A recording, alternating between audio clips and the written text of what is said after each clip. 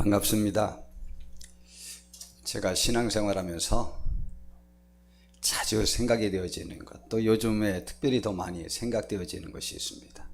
사람은 환난이나 근심이나 고난을 겪지 않고도 진정한 감사를 할 수 있을까라고 하는 생각입니다. 저는 이게 자주 듭니다. 왜 이런 것들을 겪지 않고는 왜 하나님 앞에 온전히 매이지 못하는가? 왜 하나님 앞에 감사하는 마음을 갖지 못하는가? 왜 인생의 진정한 의미를 깨닫지 못하는가? 라고 하는 것들에 관해서 여하튼 고민이 많습니다. 왜 꼭 이것이 우리에게 필요할까? 라는 생각입니다. 물론 이제 이러한 주제를 달리 생각할 수 있죠. 고난이 정말 우리에게 유익할 수 있을까? 이런 환난, 근심, 고난 이런 것들이 우리에게 유익할 수 있을까? 유익하냐 아니면 해롭냐 라고 하는 문제입니다.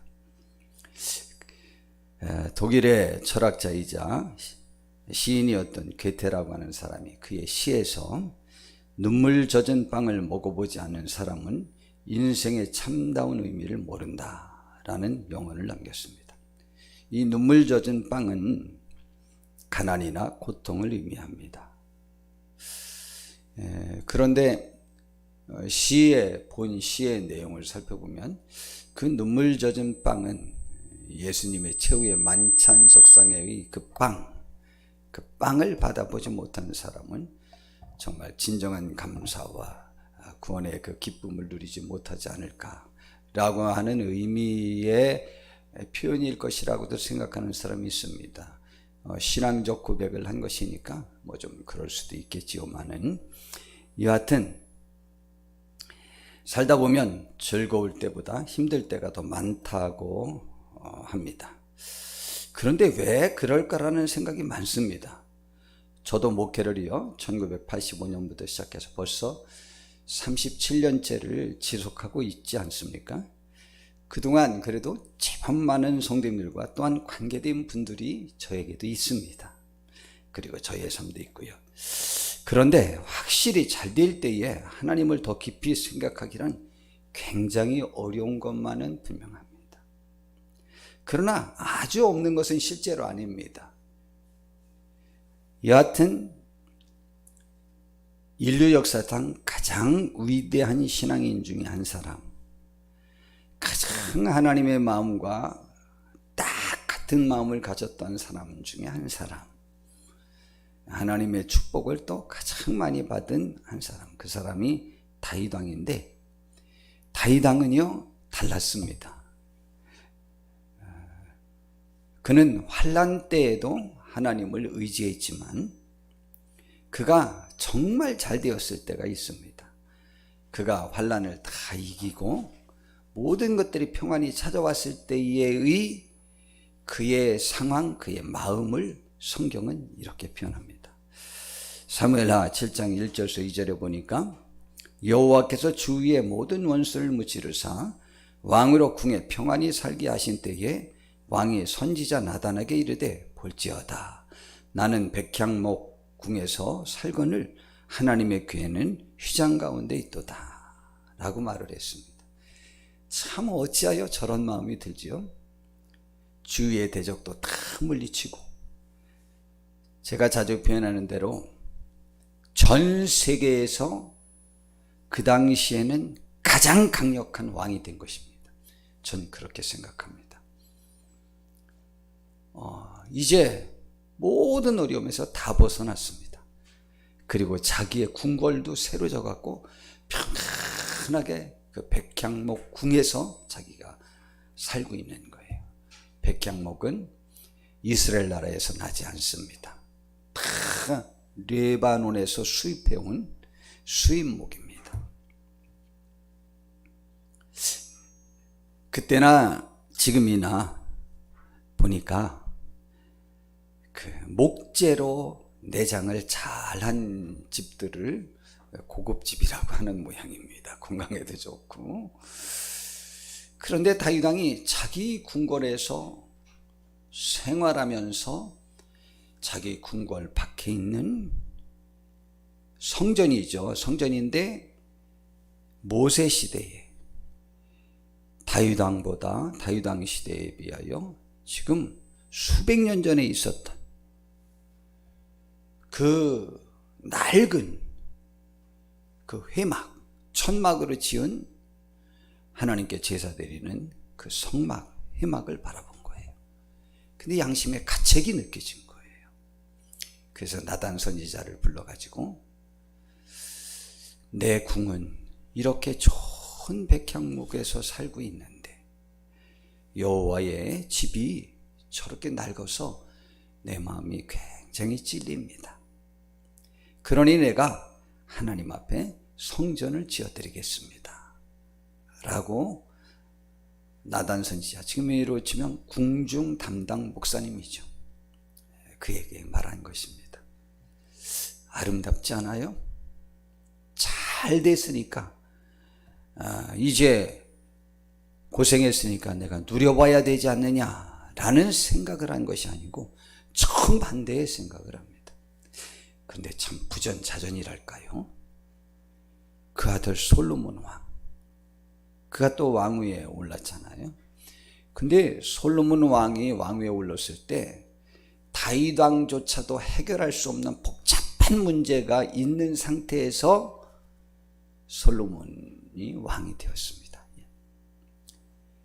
그리고 그의 정적들과 아주 잘못된 사람들도 다 해결하고 처리해서 평안해졌습니다. 근데 아주 평안해지고 주위의 나라들도 완전히 평정하고 그랬는데 그도 역시 열왕기상 5장 4절에 이제 내 하나님 여호와께서 내게 사방의 태평을 주시며 원수도 없고 재앙도 없는 상태가 되었다. 그러니 우리 아버지 부왕 다윗 왕이 지으려고 했다 못 지었던 그 성전을 이제 내가 하나님 앞에 지어 드려야 되겠습니다 라고 말을 합니다. 참 신기하지 않아요? 그렇게 되면 이제 즐길 법도 한데 즐기지 않고 그런 생각을 갖습니다. 참 복된 가문, 복된 가정이죠. 우리들의 가문이, 우리들의 가정이, 우리들의 가족이 이렇게 됐으면 참 좋겠습니다. 그러기 위해서는 먼저 우리가 성경 전체에 보니까 먼저 너희 다음에 너희 자녀라고 이렇게 말하고 있습니다. 먼저 우리가 그러한 신앙을 지녀서 그 신앙을 내 가문에, 내 가족에게, 내 자녀에게 이렇게 전수할 수 있는 축복이 우리에게 있기를 바랍니다. 지난주에도 주님이 자신의 죽음보다 더 급하고 우선적으로 울어야 되고 슬퍼해야 될 일은 너 자신과 너희 자녀들을 위하여 울라 그랬잖아요. 우리가 우리 자신을 위해서 울고 우리 자녀들을 위해서 우는 복된 분들이 되어야 되겠습니다. 그래서 저는 왜 사람은 환난과 근심, 고난을 겪지 않고는 진정한 감사를 하지 못할까? 왜 조금만 잘 되면 꼭 하나님 앞에서 자꾸 넘어지나? 왜 조금만 잘 되면 자꾸 내가 나오나? 하나님 안에서, 그리스도 안에서, 예수 안에서 그분의 은혜를 찬양하는 삶이 안 되고 왜 자꾸 저나 우리 모두는 자꾸 그렇게 될까? 라는 생각을 갖고 있습니다. 그런데요, 이 가문이 참 부럽습니다. 그런데 그들은 사실은 야곱도, 요셉도, 모세도, 다윗도 모두 큰 실패와 좌절과 고난이 있었지만 더 우뚝 솟은 신앙인들로 거듭났습니다. 신앙에 있어서 그들은 승리한 자, 이긴 자들이 된 것입니다. 여하튼 분명합니다. 고난은 우리를 꼭 넘어뜨리는 것은 아닙니다. 고난이 우리의 신앙을 더욱 순금같이 불순물이 없는 순결한 신앙으로 이끌 때가 참 많습니다. 우리 인생 삶의 모든 영역에서 우리는 수많은 실패와 성공의 수레바퀴를 만납니다. 저는 오늘 성경 본문을 보면서 인생의 그 수레바퀴 현상을 어쩌면 그렇게 전체적으로 포괄적으로 모든 현장에서 모든 시간대에 모든 인생의 여정 속에서 이 인생 저 인생 중에서 모두 만날 수 있는 것들을 나열하면서 그곳에서 역사하시는 하나님을 말합니다. 그러나 우리는 기쁜 환난과 근심과 고난의 터널을 지나서 그 모든 여정이 우리에게 유익이 되도록 인도하시는 하나님의 은혜를 체험하는 복된 우리 모두가 오늘 되었으면 좋겠습니다. 오늘 하나님은 그 인생의 깊은 그 수레바퀴 속에서 어떻게 역사하시는지, 그러므로 우리는 하나님 앞에 어떻게 그 은혜를 찬양하고 감사할 수 있을런지에 관해서 오늘은 생각해 보려고 합니다.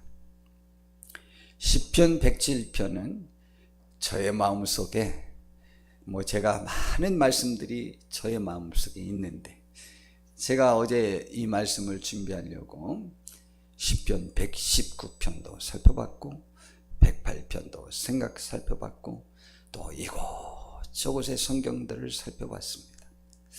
그 말씀이 확실히 저에게 힘이 되었어요. 저의 인생 삶의 지표가 되었고 가치가 되어서 그런 것들이 저를 이끌었다고 하는 생각이 많이 듭니다. 결론은 보니까 제가 많이 굴곡이 있고 부족하고 죄짓고 연약한 모습을 많이 보였다고 할지라도 확실히 그 말씀이 저의 삶 전체를 지배했구나. 그 말씀이 나의 삶의 가치가 되었구나. 그 말씀이 이 세상의 어떤 것보다 나에게는 귀중했구나 라는 생각은 가져볼 수 있었습니다. 그러면서 이 시편 107편은 중간중간 저희 교회에서도 제가 자주 인용하는 말씀들이 있는 그러한 성경입니다. 시편 107편은 그냥 저 개인적으로 물어보신다면 이 시편 107편을 어떤 시라고 정의를 내릴까라고 한다면 저는 이렇게 정의를 내리고 싶습니다. 우리 인생상 한 개인의 삶만을 말하는 것은 아니고 인류 모두에게 겪어지는 시기와 때와 불문하고 장소도 불문하고 직업과 환난과 어려움과 근심과 고통을 당하는 그 현장도 다르고 모두 다르고 원인도 다른데, 그러나 그때마다 하나님께서 개입하시고 역사하시는 그 역사의 수레바퀴 속에서 함께 하시는, 언제나 변함없이 우리가 아버지 하고 부르짖을 때 응답하셔서 그 환난을 극복하게 해주시는 그 현장, 그 모습을 성경 전체 중에서는 가장 잘 표현한 것이 아닌가라는 생각이 드는 그러한 성경장이 시편 107편입니다. 오늘 본문으로 그냥 제가 삼은 건데 다른 말씀을 더 시편 107편에 있는 다른 말씀을 뽑았으면 더 직접적일 수는 있지만 여하튼 오늘 본문으로 삼은 시편 107편 1절에서 3절은 이유로 나열되는 성경 말씀 43절까지 있는 말씀을 우선 포괄적으로 하나님께서는 어떻게 역사하시는지에 관한 주제격인 서론을 먼저 하나님께 감사를 하는 내용입니다. 1절에 이렇게 말합니다. 여호와께 감사하라. 그는 선하시며 그 인자하심이 영원하미로다. 인류의 역사하신 하나님의 축복은 그분을 만난 모든 사람은 그분께 감사하라는 거예요. 왜? 뭐를? 여호와께 감사하라. 그런데 그 감사하는 내용이 근본적으로 깨달아지는 것이 뭐냐? 그는 선하다. 하나님은 참 착하신 분이다. 그리고 인자하심, 너그러움, 후한 인심, 잘 봐주시는, 용서해 주시는 그 인자하심이 우리에게 영원한 것을 감사하라. 여러분, 이것을 깨달으려면 우리가 뭔가 잘못해서 어떤 수렁에 빠져서 헤매미 있을 때에 하나님의 도우심을 경험한 사람의 찬양이겠죠. 그런데 이스라엘 백성들의 찬양의 주제가가 저 두 내용입니다. 하나님의 선하심과 인자하심. 그런데 하나님을 확실히 경험하고 하나님을 아시는 모든 하나님의 사람들의 일반적인 찬양 내용입니다. 우리 그 하나님을 오늘 우리 좀 만났으면 좋겠습니다. 지금도 환난이 있으시죠? 근심이 있죠? 고난도 있죠? 예, 저도 무궁무진합니다. 그 중에 이제 제일 큰 것은 저 자신에 대한 문제입니다. 매번 저 자신이 하나님 앞에서 내가 어떠한가를 돌아보면서 부끄러워하고 아파하고 신음하고 또 그러기도 합니다. 여하튼 우리는 환난, 표현이 다 같은 거긴 한데 근심, 또 고난, 또 고통, 수렁, 여러 가지 것들이 우리에게 지금도 있습니다. 그런데 그 중에 하나님께 감사하는데 그 감사를 이렇게 표현하네요. 구체적인 내용으로 2절에 보니까 여호와의 속량을 받은 자들은, 속량은 용서함이거든요. 이 환난과 근심과 고난이 내가 전혀 잘못하지 않고도 임할 수 있습니다. 역사는 본래 악인이 선한, 의인, 정직한, 자기보다 더 나은 사람을 핍박하는 것이 저는 역사라고 생각합니다. 그런데 그렇기 때문에 옳은 사람이 더 고난을 받을 수 있어요. 그러나 그렇게만 된다면 얼마나 감사하겠습니까? 감사하다니요? 내가 잘못하지 않고 내가 당하는 게 그게 뭐가 감사해요?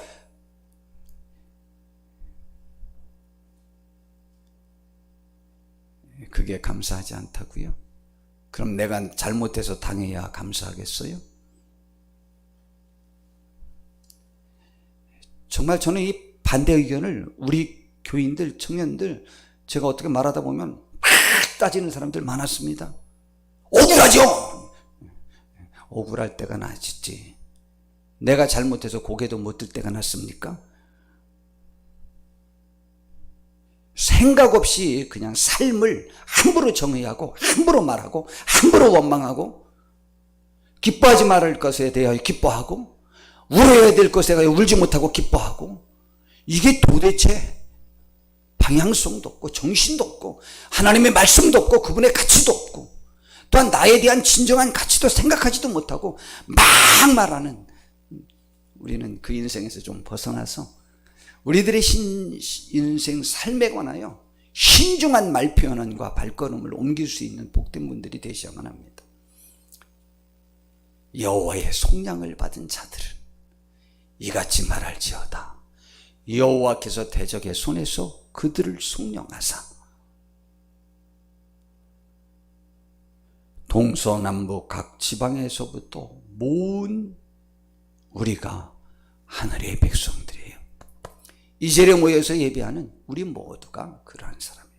그럼 하나님께서 어떻게 그렇게 역사하셨느냐? 동서남북 전 세계 각처에서 어떻게 역사하셔서 우리를 불러주셨냐? 라는 내용이 있죠.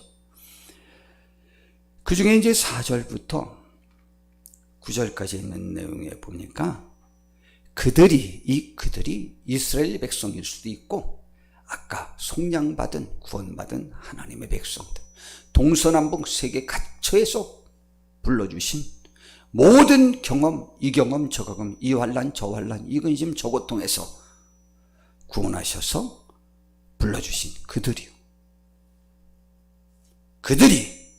광야, 이스라엘 백성들은 광야 생활을 많이 했습니다. 광야 같은 삶을 많이 살았어요. 애굽의 400년 종살이, 그 위에 40년의 실제적인 광야 생활, 그리고 바벨론 포로, 여러 생활들을 그들이 겪게 되었습니다. 자, 그들이 겪는 이스라엘 백성들의 그 역사적인 삶의 광야 생활 같은, 광야 같은 그 인생, 또 우리도 광야 같은 인생을 살 수 있잖아요. 우리에게도 똑같이 적용할 수 있어요.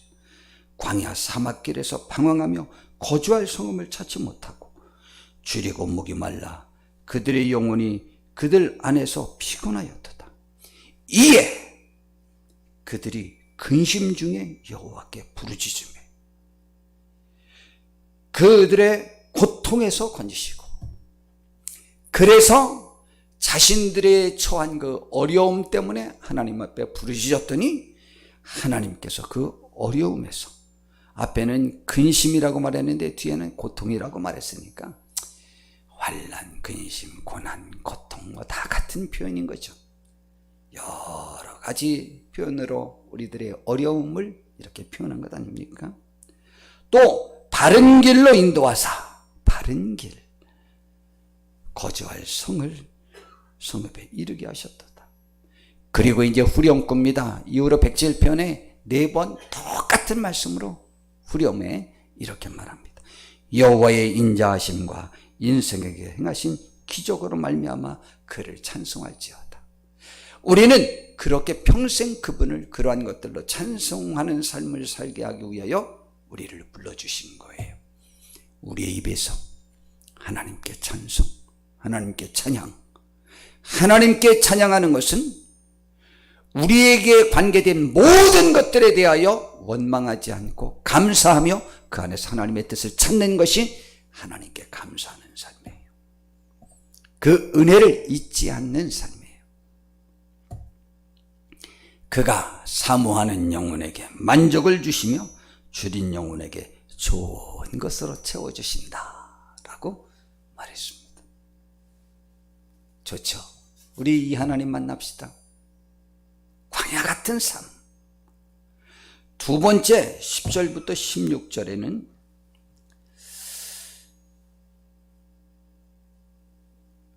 어떤 주석책에서는 포로된 이스라엘을 해방하신 일, 또 어떤 분은 감옥에서 해방되는 경험을 한 사람들이라고 말합니다. 그런데요, 이렇게 말합니다. 사람이 흑암과 사망의 그늘에 앉으며 곤고와 쇠사슬에 매임은, 이와 같은 이러한 고난을 당했어요. 우리가 왜 옴짝달짝 못하는 그러한 삶에 처했고 쇠사슬에 왜 매일까? 내가 감옥 같은 삶에서 고립된 삶을 내가 왜 살 수밖에 없었을까라고 하는 것에 관하여 그 다음 절은 단호하게 말합니다. 하나님의 말씀을 거역하며 지존자의 뜻을 멸시함이라. 그로 인한 결과물이다라는 것이죠. 그때라고 할지라도, 우리가 죄 때문에 내가 자업자득으로 얻은 것이라고 할지라도, 그러므로 그가 고통을 주어 그들의 마음을 겸손하게 하셨으니 그들이 엎드려져도 돕는 자가 없었도다. 이럴 때가 있을 수 있다니까요.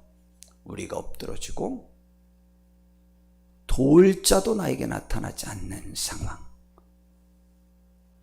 뭐 때문에? 우리의 교만과 죄 때문에 엎드러졌다 말합니다. 이에 그때라도 라는 것이죠. 그러한 상황에서라도 그들이 그 환난 중에 여호와께 부르짖음에 그들의 고통에서 구원하시되 흑암과 사망의 그늘에서 인도하여 내시고 그들의 얽어맨 줄을 하나님이 끊어주셨다는 거예요. 그래서 또다시 여호와의 인자하심과 인생에게 행하신 기적으로 말미암아 그를 찬송할지로다. 또다시 후렴에 현재 이러한 내용에 대한 표현을 다시 쓰죠. 그가 논문을 깨뜨리시며 쇠빗장을 꺾으셨음이로다. 그 하나님을 찬양하는 거죠. 그래서 저는 이 단락의 내용은 죄로 인한 고난이라고 저는 해석을 한 단락의 문제를 넣고 싶어요. 죄 때문에 당하는 고난도 있어요. 내가 하는 죄 때문에 당하는 고난도 있어요. 또 그 죄로 인한 그것이 또 확장되어서 다시 또 우리에게 올 수 있어요. 17절을 보니까 이건 제가 제목을 붙였어요.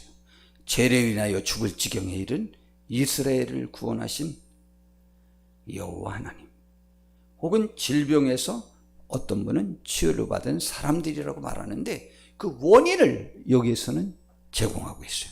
미련한 자들은, 누가 미련한 자들이냐? 그들의 죄악의 길을 따르고 그들의 악을 범하기 때문에 고난을 받아. 근데 정말 이상하죠. 저도 그런데요, 이게 죄야, 잘못이야, 내가 뭔가 잘못된 길로 빠져들어가는 것 같지? 라는 생각이 드는데요, 그 생각이 들을 때 그것을 역류할 수 있는 결단력이 부족할 때가 자주 있더라니까요. 그리고 어느 때는 빨려 들어갔다가 늦게서야 깨닫습니다.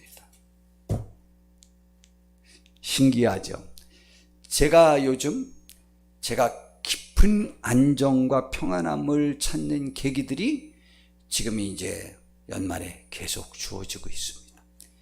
깊은 경랑 속에서 그것을 경험합니다. 그 중에 한 일이 제 아내의 일이요. 그 중에 또 하나가 이번에 제가 어느 데 가서 회장 선거에 나가서 이렇게 참패해 본 적도 없고, 저는 어디서나 압도적으로 매번, 언제 이후로부터는 저는 매번 회장만 했었기 때문에 이런 적을 경험해 본 적이 없어요. 물론 제 마음속에서 하여야 하나님의 뜻이라는 생각이 한 번도 들어보질 않아서 적극 나설 수도 없고 할 수 없었던 선거였지만, 그러나 그 일이 저를 여러 가지를 돌아보게 하고 아주 급속도로 저를 안정의 길로 들어가도록 만드는 결과가 되었습니다. 근데 잘 안 돼요. 참 신기해요. 꽉 패배와 고난을 맛보기 전까지 그 안정이 우리에게 잘 안 와요. 참 신기합니다. 그들은 그들의 모든 음식물을 싫어하게 되어 사망의 문에 이르렀도다.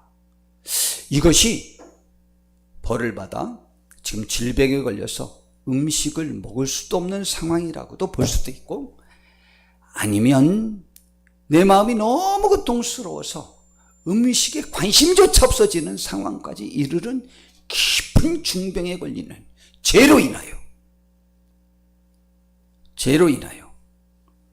잘못된 길로 간 것을 인하여 내가 그런 일을 당할 수 있다는 거죠.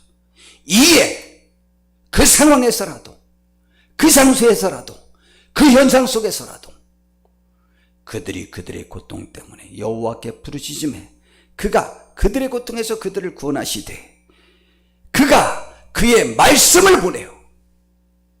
여기엔 말씀을 보내어라는 표현을 썼어요. 방향성을 제시해 줬어. 길을 바꾸라고 말씀해 주셔서, 나의 길을 깨닫게 해주셔서 생명의 길로, 평안의 길로, 축복의 길로, 승리의 길로 돌이킬 수 있도록 말씀으로 깨닫게 해주신다. 그때는 말씀을 보내요. 그들을 고치시고 위험한 지경에서 건지시는도다. 그래서 또다시 후렴이죠. 여호와의 인자하심과 인생에게 행하신 기적으로 말미암아 그를 찬송할지로다. 그러면서 다시 후렴구에 덧붙이죠. 감사제를 드리며 노래하여 그가 행하신 일을 선포할지어다. 참 감사하지 않겠어요? 저희가 잘못 생각하고 잘못된 길로 가서 그 일을 당했는데도 불구하고 그러니 감사하죠. 그 다음에 삶의 모든 현장에서 겪는 고난에서 역사하시는 하나님입니다. 그래서 바다에서 일을 하는 사람은, 이라고 여기서 말했는데, 저는 바다에서 일을 하는 사람은, 밭에서 일을 하는 사람은, 갱도에서 일을 하는 사람은, 시장에서 일을 하는 사람은, 혹은 공장에서 일을 하는 사람은, 산업 현장에서 일을 하는 사람은, 공무원으로 일하는 사람은, 또 내가 어떤 직업으로 일하는 사람은, 혹은 교회에서 일을 하는 사람은 다 노다. 이거는 모든 우리의 생업 현장 모두에서 역사하는 하나님을 표현하는 것인데, 그래도 인생 삶에 관하여 참 고난과 어려움을 말할 때 항해 중에 일어난다고 생각하잖아요. 그걸 갖다 광풍, 풍랑이라는 표현을 많이 쓰잖아요. 그래서 23절부터 보니까 배들을 바다에 띄우며 큰 물에서 일을 하는 자는 여호와께서 행하신 일들과 그의 기이한 일들을 어디에서 만나냐? 깊은 바다에서 볼 수 있어요. 그러니까 우리는 어디에서든 어느 시간대든 무엇을 하든 하나님을 만날 수 있어요. 어떤 하나님? 구원의 하나님, 도움의 하나님. 저는 그래서 이 표현을 굉장히 좋아해요. 배들을 바다에 띄우며 큰 물에서 일을 하는 자는 여호와의 행하신 기적을 그 깊은 그 바다의 현장에서 만날 수 있다. 우리의 삶의 모든 현장에서 주님이 우리를 만나 주시려고 기다리고 계셔요. 그분을 놓지 않고 그분을 붙잡은 끈을 놓지 않으면 우리의 인생 항해는 어떤 풍랑에서도 그분 손잡고 평안할 수 있고, 우리의 삶의 도달을 원하는, 우리가 마음에 원하는 그 소원의 장소로 우리는 갈 수 있어요. 그래서 여호와께서 명령하신즉 광풍이 일어나 바다 물결을 일으키는도다. 이것도 보니까 삶의 현장에서 우리가 곁길로 가서 겪는 것들임을 볼 수는 있어요. 생업 현장도. 이에 그들이 고통 때문에 여호와께 일으키는 데다 그들이 하늘로 솟구쳤다가 깊은 곳으로 내려가나니 그 위험 때문에 그들의 영혼이 녹는도다. 그러니까 막 영혼 깊숙한 곳까지 뿌리째 다 흔들리는 거죠. 막 비척이는 거죠. 비틀거리는 거죠. 그들이 이리저리 구르며 취한 자같이 비틀거리니 그들의 모든 지각이 혼돈 속에 빠지는도다. 정신 차릴 겨를도 없는 상황이 되어버린다. 이에 그들이 정신 차릴 겨를이 없을 때 하나는 기억해야 돼. 이에 그들이 그때 상황에서 고통 때문에 여호와께 부르짖어야만 합니다. 그가 그들의 고통에서 그들을 인도하여 내시고 광풍을 고요하게 하사 물결도 잔잔하게 하시는도다.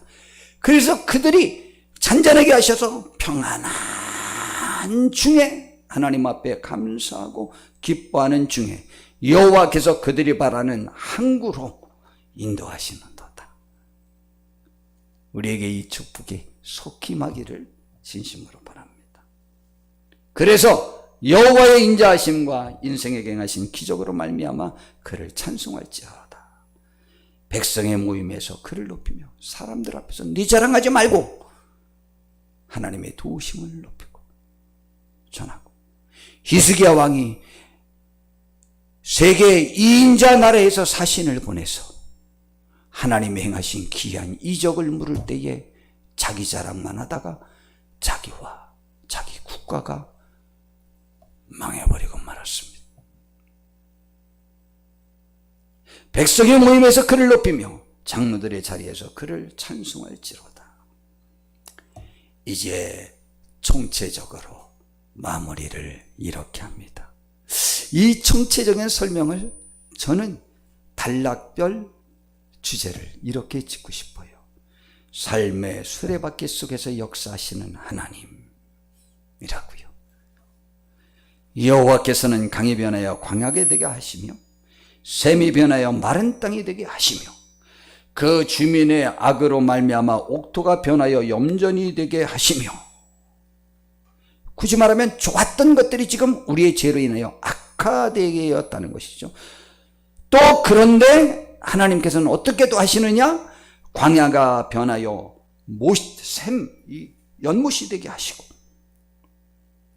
마른 땅이 변하여 샘물이 되게 하시고, 줄인 자들로 말미암아 거기에 살게 하사 그들이 거주할 성읍을 준비하게 하시고, 밭에 파종하며 포도원을 재배하여 풍성한 소초를 거두게 하시며, 또 복을 주사 그들이 크게 번성하게 하시고 그의 가축이 감수하지 아니하게 하실지라. 또 좋았던 것을 광야처럼 만들고 광야를 또다시 좋은 것으로 만들고, 그래서 축복을 주시고 또다시 이제 회복하셔서 하실지라도 다시 압박과 다시 수레바퀴가 되죠. 근데 참 신기하죠. 영국 속담에 이런 말이 있답니다. 눈물만큼 빨리 말하는 것도 없다라는 말이 있다. 자기가 힘들고 어려워서 부르짖을 때 하나님이 그것을 도와주시면 그 은혜를 금방 잊어버린다는 거죠. 그러며 성경은 그 경고가 너무 많습니다. 그럴지라도 하나님이 다시 복 주셔서 그렇게 될지라도 다시 압박과 재난과 우환을 통하여 그들의 수를 줄이시며 낮추시는 듯다. 낮췄다는 것은 교만해지니까 또 낮췄다는 거죠. 여호와께서 고관들에게는 능욕을 쏟아부으시고 길없는 광야에서 유리하게 하시나 궁핍한 자는 그의 고통으로부터 건져주시고 그의 가족을 양떼같이 지켜주시나니, 결론적으로 인생의 수레바퀴 속에서 사람이 무엇을 깨달아야 되느냐? 정직한 자는 보고 기뻐하며 모든 사악한 자는 자기 입을 봉하리로다. 지혜 있는 자들은 이러한 일들을 보고 여호와의 인자하심을 깨달으리로다. 우리 지혜 있는 분들 됩시다. 이 역사의 수레바퀴를 통하여 하나님께서 우리에게 말씀하시고자 하는, 우리에게 원하시는 그 길을 깨닫는 지혜가 있으셔야 되지 않겠습니까? 저와 우리 모두가 다 그렇게 되어서 고난이 내게 유익이 되고, 고난이 내가 하나님 앞에 순금처럼 더 깨끗한 신앙인으로 거듭날 수 있는 계기가 되는 일이 될지언정 다시 수렁으로 빠져들어가는 일이 없도록 우리 자신을 매번마다 돌이키면서 우리는 주님의 은혜의 감격 속에서 우리가 속량받은 자의 기쁨 속에서 찬양하면서 그 안에서 이제부터 영원히 우리의 삶을 누릴 수 있는 축복이 있기를 정말 바랍니다. 제가 저와 우리 모두에게 그러기를 기도하면서 이 말씀을 준비했습니다. 이 기도가 우리의 기도가 되길 바라고, 이 기도가 우리에게 응답되어지는 은총이 오늘 이 시간에 하나님의 말씀으로 우리의 심령이 주께 드려짐으로 이루어지는 축복이 있기를 정말 바랍니다. 기도하겠습니다. 주님 참 감사합니다. 우리를 인도해 주셔서 복되게 하옵시고 하나님께 영광 돌릴 수 있는 우리가 되게 하옵소서. 고난과 근심과 환난 속에서 우리를 이끌어 주시는 하나님을 찬양하는 우리가 되게 하옵소서. 예수님의 이름으로 기도드렸습니다. 아멘.